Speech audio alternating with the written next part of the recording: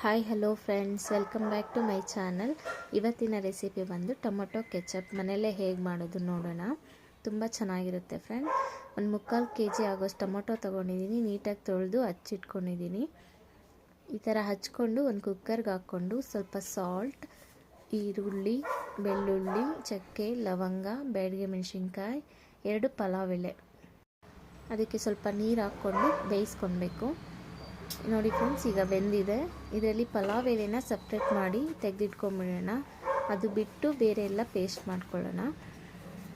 ಒಂದು ಜಾರ್ಗೆ ಹಾಕ್ಕೊಂಡು ಮಿಕ್ಕಿದೆಲ್ಲ ಪೇಸ್ಟ್ ಮಾಡ್ಕೊಳ್ಳೋಣ. ಸ್ವಲ್ಪ ನೀಟಾಗಿ ನುಣ್ಣಗೆ ಹಾಕಬೇಕು ಫ್ರೆಂಡ್ಸ್, ಆ ಥರ ಪೇಸ್ಟ್ ಮಾಡ್ಕೊಳ್ಳಿ. ಅದನ್ನು ಒಂದು ಸ್ಟ್ರೈನರ್ ತೊಗೊಂಡು ಈ ಥರ ಸೋಸ್ಕೊಬೇಕು. ಅದು ಫುಲ್ ತರಿ ಇರೋದೆಲ್ಲ ಬೇಡ. ನೀಟಾಗಿ ಈ ಥರ ಸೋಸ್ಕೊಂಡ್ರೆ ಅದು ಜಾಮಿಗೆ ಬೇಕಾಗಿರೋ ಥರ ಬರುತ್ತೆ. ನೋಡಿ ಫ್ರೆಂಡ್ಸ್, ಈ ಥರ ಸೋಸ್ಕೊಂಡಿರ್ತೀವಿ.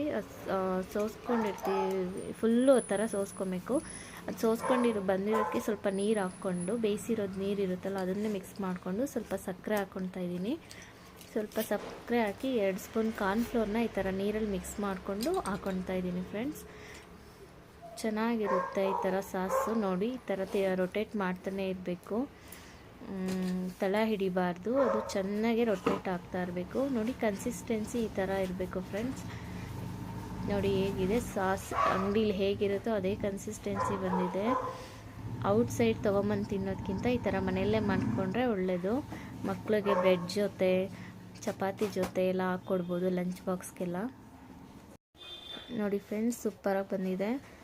ಇದನ್ನು ಒಂದು ಬಾಟಲ್ಗೆ ಹಾಕ್ಕೊಂಡು ಸ್ಟೋರ್ ಮಾಡ್ಕೊಂಡು ಮಡಿಕೊಬೋದು. ಫ್ರಿಡ್ಜಲ್ಲಿ ಇಟ್ಕೊಂಡ್ರೆ ಒಂದು 2 months ಬರುತ್ತೆ ಫ್ರೆಂಡ್ಸ್.